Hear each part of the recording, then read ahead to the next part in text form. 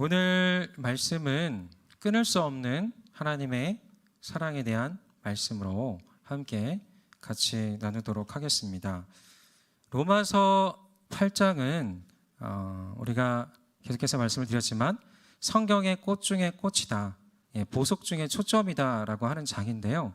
오늘 말씀 본문이 있기 때문에 더욱 그렇게 많은 사람들에게 여겨지는 본문이 되고 있습니다. 바로 31절부터 39절까지 표현되고 우리 가운데 약속하고 계시는 하나님의 사랑의 속성, 예수 그리스도의 구원의 능력, 그걸 통해서 우리의 존재가 어떠한 존재가 되었는지를 표현된 이 본문이 있기 때문에 많은 사람들에게 감동을 주었고 많은 사람들에게 특별한 또 은혜와 그 신앙인으로서의 정체성, 하나님의 사랑에 대한 믿음을 갖게 한 본문이 오늘 말씀이라고 할 수가 있습니다. 성경 곳곳 중에서 하나님의 사랑에 대해서 가장 찬란하게 표현된 예술적인 장이자 무엇보다 하나님 사랑의 그 속성의 핵심적 그 관점을, 하나님의 사랑의 속성의 핵심이 무엇인지를 가장 분명하게 말해주고 있는 본문이 오늘 말씀이라고 할 수가 있습니다. 우리가 잘 알고 좋아하는, 조금 전에 우리가 함께 찬양했던 그 사랑 날 위해 죽으신, 날 위해 다시 사신 예수 그리스도, 그 다음에 죽음도 생명도 천사도, 저만 혼자 부르기 참 쉽지 않네요. 제가 이 정도 부르면 따라할 줄 알았어요. 네, 죽음도 생명도 천사도 하늘의 어떤 권세도 끊을 수 없는 영원한 그 사랑 예수, 이 찬양의 모티브가 되는 구절이 나와 있는 본문이 오늘 말씀입니다. 여러분, 이 내용을 포함해서요, 오늘 본문에는 하나님의 자녀들, 지난 시간에 말씀 가운데 나눴던 하나님의 뜻 가운데서 이 영화로움에 대한 약속을 얻은 자들, 우리에게 궁극적인 약속은 다른 것이 아니라요, 예수님을 통해서 하나님께 우리를 미리 아셨고 예정하셨고 또 의롭다 부르셨고, 그 다음 궁극적인 과정은 로마서 8장 30절 말씀에 나와 있는 영화로움이에요. 우리가 천국에 가서 영화로움을 얻는 마지막 순간의 여정으로 하나님께서 우리를 바라보시는 게 아니라 지금 영화롭게 하셨다, 과거와 알려 시제입니다. 지금 하나님께서 보실 때는 여러분들이 성화되어 가고 있는 온전하지 않고 불완전한 존재라기보다 하나님께서 보실 때는 완전한 존재, 완전하신 하나님의 사랑을 덧입는 존재, 십자가의 사랑을 입은 존재로 이미 영화롭게 된 사람들이다라고, 너희는 나의 자녀들이다라고 하나님께서는 선언하고 계시고 선포하고 계시는 그 약속이 나와 있습니다. 근데 그 하나님의 자녀들, 영화롭게 하나님께서 보고 계시는 그 자녀들이 어떠한 정체성을 가지고 있는지가 세 가지 정체성으로 해서 오늘 말씀 가운데 함께 나와 있는데, 우리 31절 말씀 함께 읽도록 하겠습니다. 시작.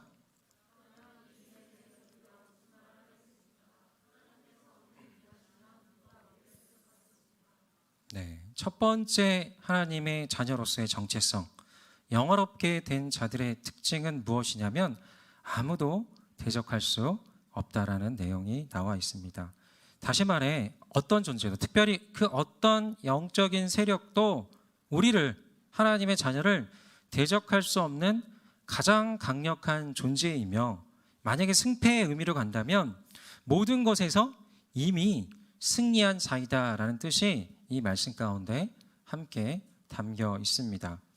여러분, 우리가 그러나 주목해서 봐야 되는 건 무엇이냐면 이 말씀에서 이 이야기가 있어요. 다시 한번 31절 말씀을 보여주시면, 우리를 누가 대적하겠습니까? 그 앞에 나와 있는 내용이에요. 뭐라고 나와 있죠? 하나님이 우리를 위하시면 이라고 나와 있습니다. 여러분, 이 단서가, 이 말씀을 보면 어떻게 하면 하나님께서 우리를 이해하실까, 이렇게 우리가 생각할 수가 있는데요, 이것은 분명하게 우리가 기억할 것은 뭐냐면 우리에게 어떤 행위를 요구하지 않는다라는 사실입니다. 우리가 열심을 내서 주를 위해서 섬기는 사람들, 또 목사님들과 선교사님들, 또 순장님들과 섬기는 자들, 예배팀들, 여러분들의 섬기는 자리, 또 열심히 경건 생활을 하는 자들, 주일 성수를 빠지지 않는 사람들, 또 헌물과 헌금의 생활, 전도의 생활 열심히 하는 자들, 이런 것들을 꾸준히 하기 때문에 하나님께서 우리를 이해하신다, 이런 것이 아니다라는 것입니다. 그렇지 않은 사람들은 이해하시지 않는다라는 것이 아니다라는 사실입니다. 우리가 이 의미를 아주 잘 이해를 해야 되는데요, 하나님은 우리에게 어떠한 행위를 요구하는 것이 아니라 하나님의 약속에서 출발한다라는 거예요. 이 말씀은 우리를 대적하지 않고 우리가 하나님의 자녀가 되었다라는 것은 하나님으로부터 시작이 되었고, 하나님께서 우리를 사랑하셨고 먼저 하셨다는 그 약속에서 출발하고요. 우리는 무엇이냐? 우리는 이 사실에 대한, 이 사실의 근거에서 우리가 하나님의 자녀가 되었다, 하나님께서 우리를 이해하신다라는 그 사실을 믿음으로 취하는 확신 가운데 우리가 믿고 누리는 것이 우리가 해야 된다라는 사실입니다. 여러분, 요한복음 1장 12절 말씀을 함께 볼까요? 여러분들이 잘 아는 구절인데요, 읽겠습니다. 시작.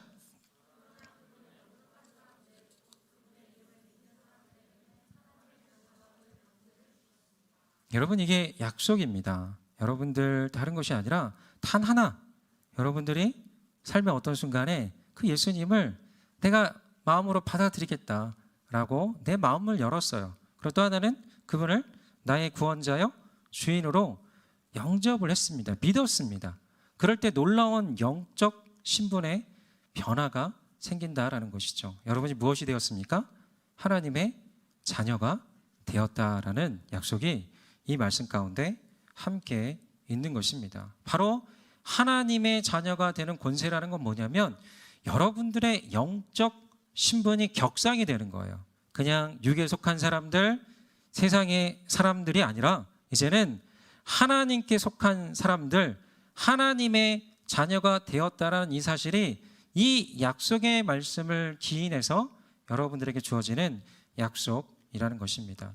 여러분, 베드로전서 2장 9절에서도 뭐라고 말하냐면 너는 택한 족속이요, 왕같은 제사장들이요, 또 거룩한 나라요, 하나님의 소유된 백성이니 라고 되어 있습니다. 이게 다른 것이 아니에요. 그냥 예수님을 부르고 인정하고 그분을 영접하고 믿기만 하면 우리 가운데 놀라운 신분으로 하나님께 뭐라고 보시냐면 너희는 왕같은 제사장이야, 그리고 택한 족속이야, 나의 소유된 백성이야, 거룩한 나라야, 이렇게 하나님께서는 우리를 바라보신다라는 약속이 담겨 있습니다. 따라하겠습니다. 나는 왕같은 제사장이다, 거룩한 나라다, 하나님의 소유된 백성이다. 아멘. 예, 여러분, 이게 이 사실의 근거에서 하나님이 우리를 이해하신다라는 거예요. 이 사실의 근거에서 하나님께서 우리를 이해하는, 우리가 하나님의 자녀가 되었기 때문에 그 자녀를 붙들고 돌보시고 함께 할 수밖에 없는 그 관계 안으로 들어갔다라는 약속이 담겨 있습니다. 여러분, 고린도후서 5장 17절에 뭐라고 말하고 있습니까? 그리스도 안에서 우리는 모두가 새로운 피조물이라고 되어 있어요. 그리고 요한계시록 21장 5절에는 뭐라고 나와 있냐면 바로 우리 하나님께서 보실 때 만물을 새롭게 하였다. 네, 처음 것들과 처음 땅이 없어지면서 새 하늘과 새 땅이 열리면서 그 하늘로부터 새 예루살렘이 내려오면서 하나님께서 그렇게 말씀하시는 거예요.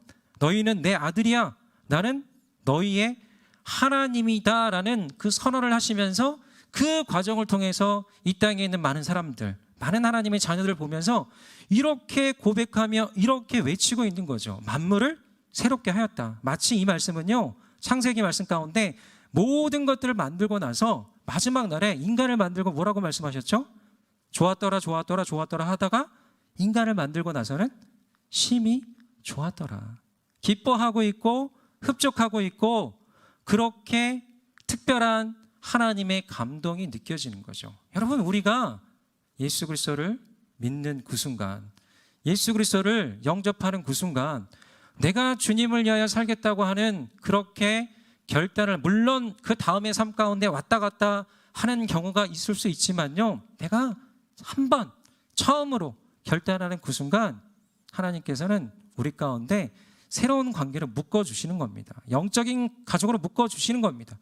그런 배경으로 하나님께서 우리를 이해하시기 때문에 우리는 그 어떤 어둠의 세력도 대적할 수 없는 가장 온전한 자요, 가장 강력한 존재요, 그 세상을 능히 이길 수 있는 하나님의 사람들이 될 수가 있다라는 것입니다. 여러분, 우리는 이 예수님에 대한 영접은 엄청난 신분의 격상이 이루어지는 것이고요. 그것을 통해서 우리는 강력한 능력을 얻게 된다라는 것입니다. 보혜사 성령님께서 우리 안에 내주하시기 때문에 그 능력을 얻을 수가 있다라는 것입니다. 여러분들이 분명하게 내가 느끼건 느끼지 않건 이건 약속이에요.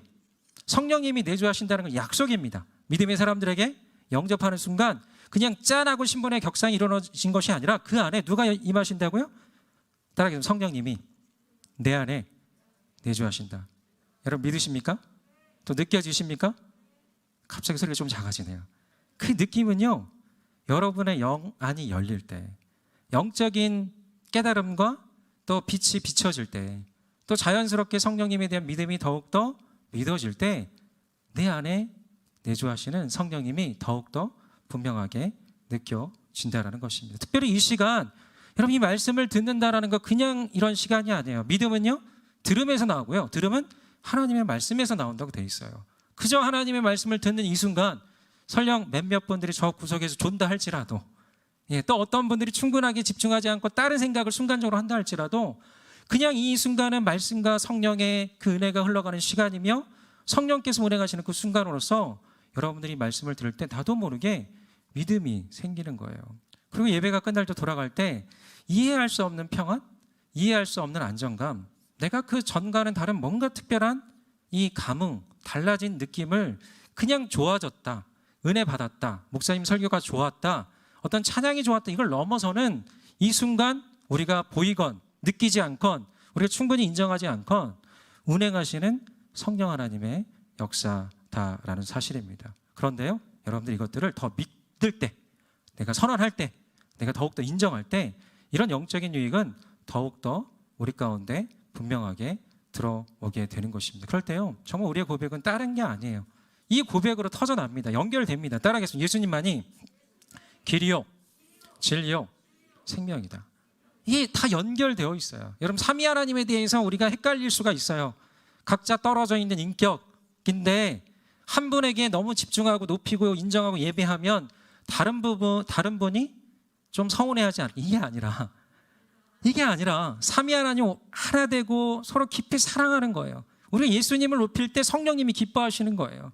예수님을 높일 때 하나님께서 기뻐하시는 거예요. 이게 삼위 하나님의 속성과 삼위 하나님의 연합이에요. 어떤 누군가에게 집중한다고 해서 다른 한 분이 이게 아니라 삼위 하나님의 완전한 연합이 우리 공동체 연합이 되기를 소망합니다. 그것이 하나님의 뜻과 하나님의 부르심과 하나님의 계획이다라는 거죠. 그래서 우리가 성령님의 능력과 깨달음이 더욱더 넘어서면 자연스럽게 예수님으로 충만한, 예수님으로 넘쳐난 그런 우리의 고백이 된다라는 것입니다. 바로 이러한 인식과 신앙이 또 이런 단계가 될 때 무엇보다 중요한 것은 우리가 승리자가 된다라는 것입니다. 그 어떤 것도 대적할 수 없다는 이 사실이 내가 그냥 반신반의, 실제로는 아닌데 나보다 정말 많은 사람들이 나를 대적하고 있고 나는 패배하고 있고 나는 좌절하고 있고 낙심하고 있다라고 내가 느껴지는데, 중요한 건 내가 누구인지를, 하나님의 자녀로서의 영적인 정체성이 무엇인지를 내가 분명히 깨달아가고 그 눈이 열릴 때 우리의 삶에는 정말 이 대적할 수 없다라는 이 말씀이 삶의 실제, 영적인 실제로 우리 가운데 다가오게 된다라는 것입니다. 여러분, 에베소서 1장 22절, 23절에 이렇게 말하고 있습니다. 함께 읽겠습니다. 시작.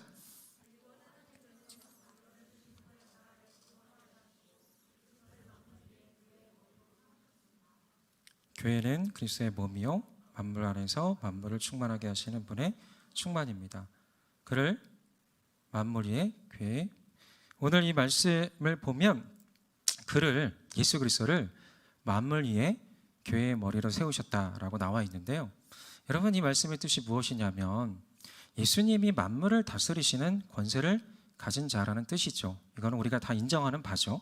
이 만물이라는 것이 바로 무엇입니까?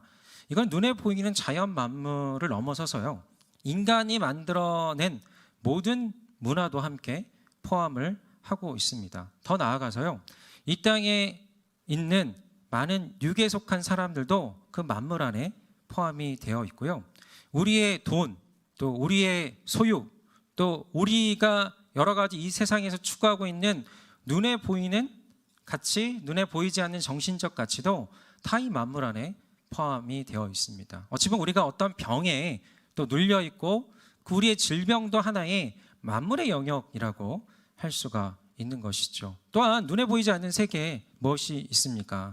사단과 그의 세력, 또 눈에 보이지 않는 이 모든 세계까지도 이 만물 안에 포함되어 있습니다. 여러분, 천사까지도요, 여러분 만물로 함께 보시면 좋을 것 같습니다. 제가 한 가지 여러분들께 말씀드릴 건 뭐냐면, 천사도요, 우리가 특별한 존재, 또 하나의 능력을 가진 존재라고 우리가 볼 수 있지만, 분명하게 말하고 있는 성경의 본문은 무엇이냐면, 히브리서 1장 말씀에 보면 구속받은 자들을 천사들이 기다리고 있다는 거예요. 섬기기 위해서. 그러니까 뭐냐면, 우리의 눈이 열리고 영적인 각성이 이루어지고 하나님 안에 진정한 하나님의 아들로 태어날 때, 결국에는 우리가 하나님을 위해서 섬기고 하나님에서 봉사하고 사역을 하고 우리의 일상 가운데, 삶 가운데 나아가는 걸 위해서 천사들이 우리를 도와주기 위해서, 섬기기 위해서 기다리고 있다는 거예요. 결국에는 우리가 어떤 존재냐? 여러분, 우리가 아니라 하나님이, 예수님이 그 만물 위에 있는 존재라는 거죠. 근데 또 한 가지 여러분 주목할 건 뭐냐면, 이 말씀 가운데 무엇이 있냐면, 예수 그리스도를 만물 위에 뭐라고 되어 있죠? 말씀을 한번 잠깐 보여주시기 바랍니다. 다시 한번. 만물 위에, 만물 22절, 만물 위에 분명하게 보시기 바랍니다. 만물 위에 뭐라고요? 교회의 머리를 세우셨다고 되어 있어요. 여러분, 교회라는 거는요, 어떠한 하나의 가시적인 교회, 건물, 뭐 이런 어떤 그 조직, 이런 거를 넘어서서요, 예수 그리스도를 구주로 영접한 하나님의 사람들의 모임, 하나님 사람들이에요. 그러니까 여러분이 교회라는 거, 나 한 사람 한 사람 교회라는 거예요. 그럼 나라는 사람이 어떤 존재죠? 만물 위에 있다라는 거예요. 만물을 다스리는 권세가 우리 가운데 주어져 있다라는 것이죠. 여러분, 로마서 16장 말씀에 이 말이 있죠. 평강의 하나님께서 속히 사단을 너희 발 아래서 상하게 하리. 사단과 그의 세력도요, 여러분을 억누르고 있는 그 많은 불안과 염려, 두려움, 공포, 계속 내가 지고 있는 이 많은 것들도요, 결국 무엇이죠? 내 발 아래 밟혀야 될 그 모든 대상들이라는 거예요. 나를 묶고 있고 나를 어둠으로 몰고 가 있는 사단과 그의 세력도 굉장히 강력한 존재로서 나를 두렵게 만드는 것 같지만, 결국엔 하나님께서 그리는 그 큰 꿈 안에는 죽어서만 가는 천국이 아니라 이 땅에서도 여러분들이 누리는 영적 이기는 자, 대적할 수 없는 것, 그 모든 것 가운데서 너희들이 깨어날 때, 눈이 열릴 때, 너희들이 진정한 하나님의 자녀가 될 때, 너희 발 아래 사단과 그의 세력이 온전히 밟히게 될 것이다 라고 선언하고 있습니다. 여러분, 이 사실 믿으십니까? 이 사실 믿으십니까? 그래서 여러분, 제가 말씀드린 건 뭐냐면, 이 말씀이 내 안에 영적 실제로 나타날 때 여러분들을 불안하게 만들 그 모든 요인들, 그 모든 상황들, 내용들, 또 사람들, 이 많은 것들이 여러분 위에 있기 때문에 여러분을 누르고 있는 거예요. 여러분 위에 있기 때문에 대적하고 있는 거예요. 계속 여러분들을 무너뜨리고 좌절하게 만들고 계속 여러 가지 정서적인 어려움 가운데 빠지게 만드는 거죠. 그 위에 있는 걸 어디로 보내라는 거죠? 내 발밑으로 보내라는 거죠. 그리고 발밑으로 보내면서 밟아주시는 거예요. 이걸 영적으로 계속 여러분이 훈련하시는 거예요. 밟아주시면 여러분이 그 위에 올라서게 되는 거예요.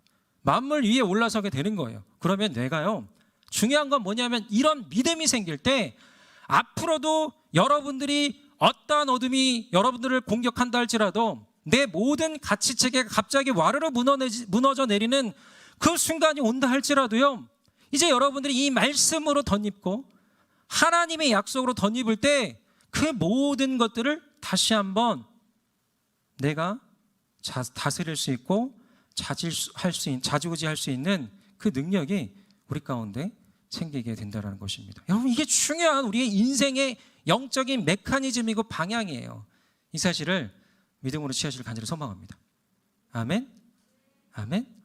네, 나는 무엇입니까? 만물 위에 있는 자예요. 아멘? 나는 누구입니까? 승리한 자입니다. 따라서 나는 승리한 자다. 이기는 자다.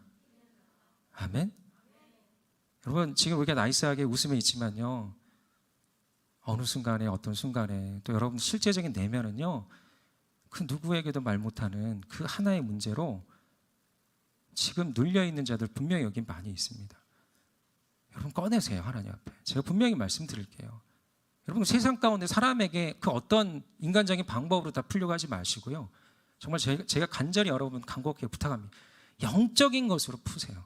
하나님의 이 십자가의 능력과 성령의 새롭게 하심과 오늘 이 말씀처럼 만물 위에 있는 교회의 성도로서의 이 권위를 우리가 회복할 때 거기서 여러분 치유가 일어나고요, 거기서 변화가 일어나고요, 거기서 엄청난 앞으로의 인생의 방향이 열립니다. 왜냐하면 내가 바뀌었어요. 내가 변화되었어요. 내가 진짜 이기는 자의 삶을 살아요. 대적할 수 없다는 이 말씀이 능력이 되면요, 그 어떤 사람에게도 이거를 증거할 수 있어요. 자신 있게 할 수 있어요. 내가 더 섬기고자 해요. 순장으로 리더십을 섬길 수밖에 없어요. 왜냐하면 이 비밀을 알고 깨달았기 때문에 누군가에게 알려줘야 돼요. 부름받은 자리로 갈 수밖에 없다는 거예요. 여러분 요한일서 5장 4절에 이렇게 말하고 있습니다. 하나님에게서 난 사람은 누구나 세상을 이깁니다. 세상을 이긴 이김은 우리의 믿음이다 라고 되어 있습니다. 여러분 세상 가운데 내가 눌려있고 승리하지 못할 것 같고 매일 무너지고 좌절하고 낙심하고 있다 할지라도 내가 이 사실을 충분히 깨닫지 못하기 때문이지, 여러분 영 안에는 이미 새로워진 하나님의 약속이 들어가 있다는 사실을 기억하시고요, 이미 승리한 자다, 이미 게임 오버다. 지금 흔들리고 좌절하고 넘어져 있는 이런 상황 속에서 게임에서는 이미 승리했다라고 선언하며 나가시는 저와 여러분들 되시기를 간절히 소망합니다. 여러분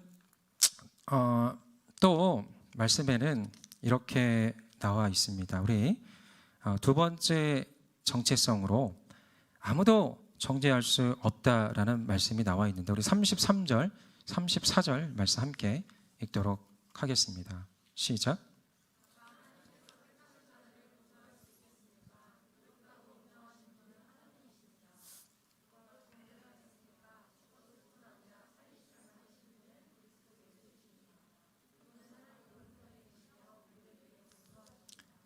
여러분 이 말씀에 뭐라고 되어 있냐면 누가 고소하겠습니까? 그리고 또 하나는 누가 정죄하겠습니까? 라고 나와 있습니다. 이게 하나님의 자녀로서의 정체성이에요. 약속이에요. 주변에 있는 많은 사람들이 나를 여러 가지 정죄하고 비난의 화살을 던진다 할지라도 우리는 이 믿음의 말씀을 통해서 그 모든 것들을 막아내는 방탄조끼를 입을 수가 있는 거죠. 여러분 세상에서 가장 무서운 것은 어떤 사건과 일을 통해 일어나는 물리적 또 소유적 피해가 아닙니다. 가장 두려운 것은 정신적 상처이죠. 영적 상처이죠. 그 상처의 핵심에는 누군가를 잃은 큰 상실도 있지만 그것은 시간이 해결해 주게 됩니다. 주변에 누군가를 잃었을 때. 그런데 그보다 무서운 것은 말을 통해서 또 학대를 통해서 비난을 통해서 분위기를 통해서 받게 되는 판단과 정죄입니다. 지금도 여러분들 주변에서 많은 사람들이 여러분에게 비난의 말과 감당하기 힘든 정죄의 화살을 날리고 있을지 모릅니다. 그런데요, 우리가 먼저 알아야 할 것은 이겁니다. 뭐냐, 그 말이 팩트인가? 그 사람들의 이야기, 또 주변에서 여러분들을 바라보는 많은 시선이 과연 팩트인가 거짓인가를 분별하는 이 눈이 우리 가운데 필요한 거죠. 근데 이 모든 걸 다 뭐로 받아들이는 거예요? 사실로 받아들인 거예요. 다 사실로 받아들이면서 내 영혼을 내가 다 망가뜨리고 있는 거죠. 여러분, 그 많은 비난과 많은 정죄와 많은 이야기 가운데는 뭐가 있냐면요, 사단과 그의 세력이 그 사람을 통해서, 그 분위기를 통해서 나를 참소하고 고소하고 공격하기 위해서, 무너뜨리기 위해서 하는 거짓도 굉장히 많이 포함되어 있다라는 사실입니다. 그래서 우리는요, 이 거짓에 대해서는 과감히 그 정죄를 떨쳐내야 하고요, 실제로 팩트에 대해서는 내 자신을 하나님과 말씀 앞에서 또 세상에 있는 사람들 가운데서 분명하게 돌아보고 쿨하게 또 인정하면서 돌이키는 것이 필요합니다. 그런데 이러기 위해서는 우리 내면이 건강해져야 돼요. 내면이 튼튼해져야 돼요. 그리고 영적인 원리가 필요한 겁니다. 보죠? 일단은 누가 나를 정죄하겠습니까? 있다라는 그 사실이에요. 정죄라는 거는 내가 잘못이 있는 거를 내가 분명하게 인정하고 받아들이면 정죄가 아니에요. 내가 정죄로 안 느껴지는 거죠. 그냥 잘못을 좋게 말해주는 거예요. 근데 그 잘못을 모두 다 나에게 진실로 나를 굉장히 힘들게 만드는 그 많은 걸로 받아들일 때 정죄가 되면서 나를 굉장히 어렵게 짓누르는 그 무서운 힘이 될 수가 있다라는 것입니다. 바른 태도를 갖추기 위해서 우리에게는 영적인 원리가 필요하는데요. 여러분 중요한 거는 그러기 위해서 필요한 건 따라하겠습니다. 하나님의 약속. 따라하겠습니다. 하나님의 약속. 하나님의 자녀로서의 이 약속을 기억하시기 바랍니다. 따라하겠습니다. 누가 나를 정죄할까? 어떤 의문문이 아니라 확정 말인 거죠. 아무도 나를 정죄할 수 없다, 고소할 수 없다라고 말을 하고 있습니다. 우리 33절, 34절 말씀 그 근거인데요. 읽어보겠습니다. 시작. 의롭다고 인정하신 분은 하나님이십니다. 34절 보면 죽었을 뿐 아니라 살리심을 받으신 분은 그리스도 예수이십니다. 그분은 하나님 우편에 앉아 계시며 우리를 위해 간구하십니다. 여러분 이 사실 때문에 그래요. 누가 나를 고소하겠냐? 왜냐하면 나를 의롭다고 인정하신 분이 누구예요? 하나님이시라는 거죠. 예수 그리스도 보혈의 능력을 의롭다 되었어요. 그럼 여기서 끝이에요. 더 이상 여러분들을 자기 정죄감에 또 죄책감에 눌릴 게 아니라는 거예요. 물론 어떤 잘못한 거에 대해서 인정하는 거죠. 아무런 어려움 없이. 하지만 나는 의롭다고 하나님께서 인정해 주셨고요. 34절 말씀 보면 지금도 우리를 위하여 누가 기도하신다고요? 누가 올라가서 하나님 우편에 앉아 계시면서 누가? 예수님께 우리를 간구하신다는 거예요. 예수님은 지금 무엇을 하신가? 바로 이겁니다. 어디에 계시죠? 하나님 보좌 우편에서 무엇을 하고 계시죠? 간구하고 계십니다. 우리를 위해서. 어떤 간구냐면 요한복음 16장 말씀에 뭐라고 나와 있냐면 우리에게 보혜사 성령님을 보내시도록 간구하신다라고 나와 있어요. 그리고 보혜사 성령님은 우리를 영원토록 떠나지 않고 고와 같이 내버려 두지 않고 세상이 줄 수 없는 평화를 주겠다라고 약속하고 계시는 본문과 말씀이 이 말씀이라는 것이죠. 여러분 우리가요 이 세상에서 정죄감을 얻지 않고 내가 여러 가지 무력감과 좌절감 또 많은 사람들로부터 인한 비난과 정죄를 이길 수 있는 거는요 나라는 존재의 진정한 가치를 회복하는 거예요. 내가 누굽니까? 따라하겠습니다. 나는 예수님의 피값이다. 예수께서 나를 위해서 죽으셨습니다.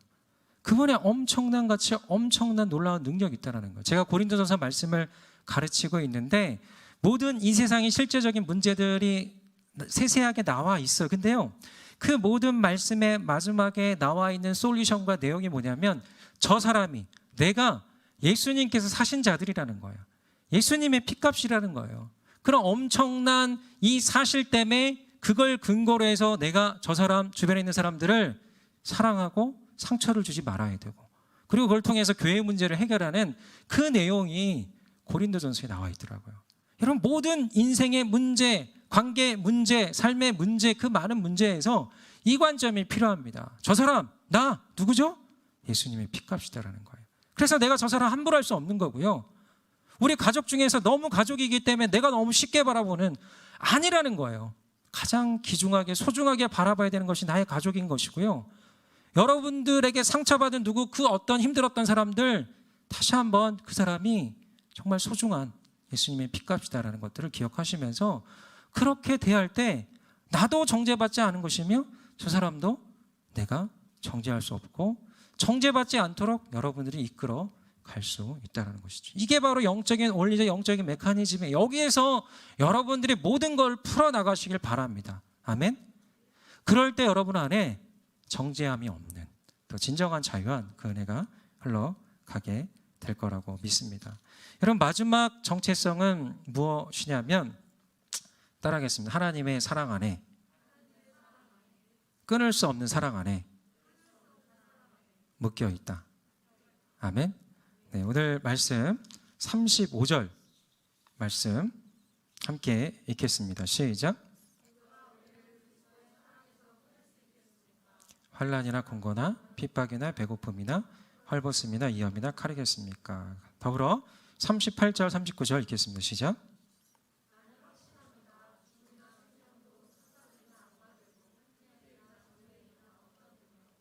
높음이나 깊음이나 다른 어떤 피조물도 그리스도 예수 우리 주 안에 있는 하나님의 사랑에서 우리를 끊을 수 없습니다. 여러분, 그냥 이 말씀만 보고 있어도 은혜가 되지 않습니까? 예, 놀라운 약속의 말씀 아닙니까? 그게요, 그냥 사랑에서 끊을 수 없다는 약속과 선언을 떠나서 내가 누구길래, 내가 어떤 존재길래 하나님은 이렇게 약속하시나. 현재일이나 장래일이나 천사도요, 천사도 막을 수 없다라는 거예요. 죽음도 생명도 막을 수 없다라는 거예요. 어떤 환난과 고난도 하나님과 우리 사랑에서 끊을 수 없다라고 이 말씀을 통해서 우리 가운데 약속하고 있습니다. 악마들도 현재일이나 장래 어떤 능력도 높음이나 깊음이나 다른 어떤 육에 속한 사람들도 우리를 하나님의 사랑에서 끊을 수 없다라고 말하고 있습니다.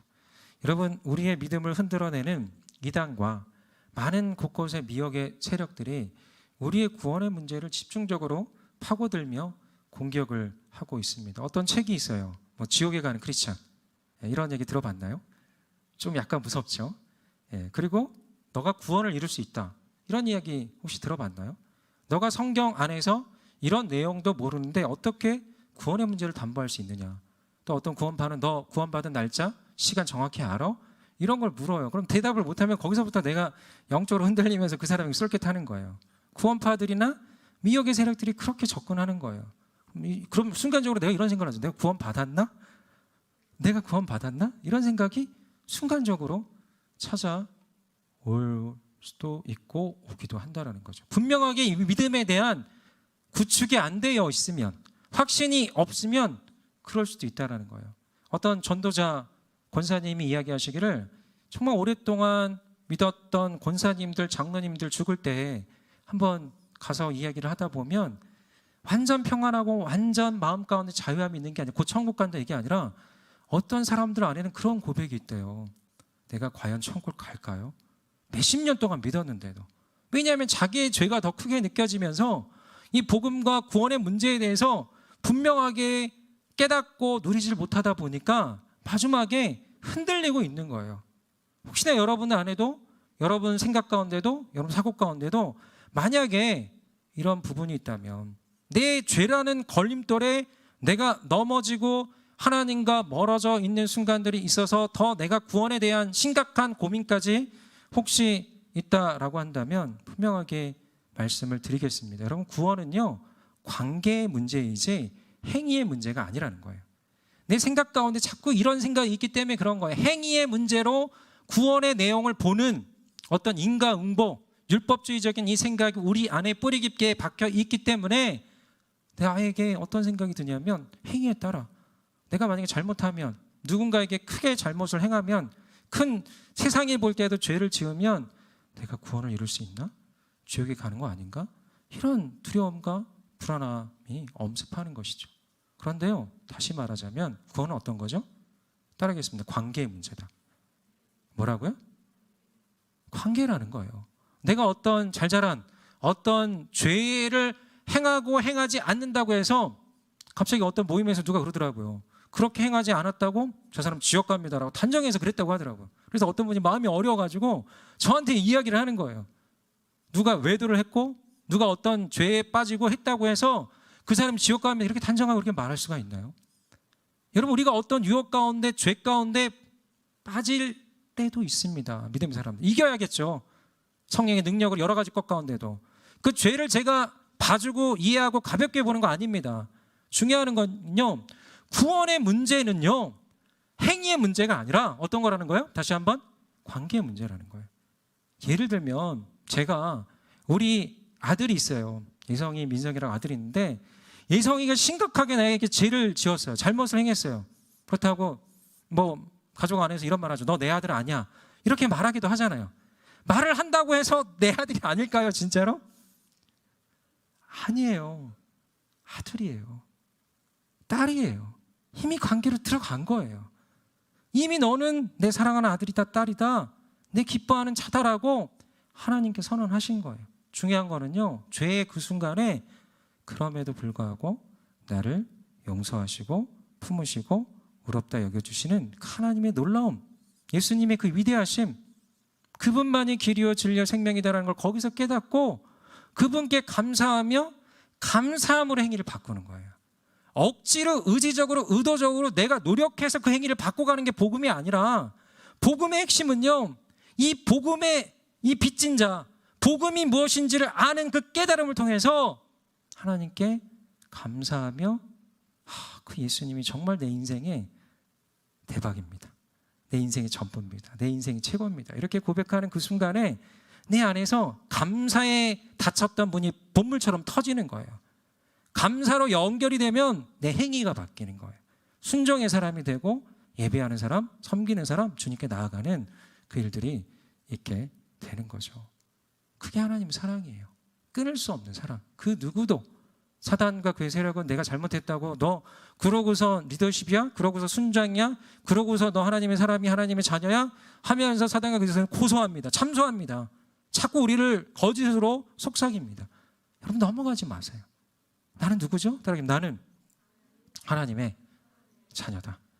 이거는 성령께서 인쳐주신, 이미 여러분의 영에 새겨진 인이에요. 이걸 믿고 여러분 선포할 때 이 사실이 믿어지는 거죠.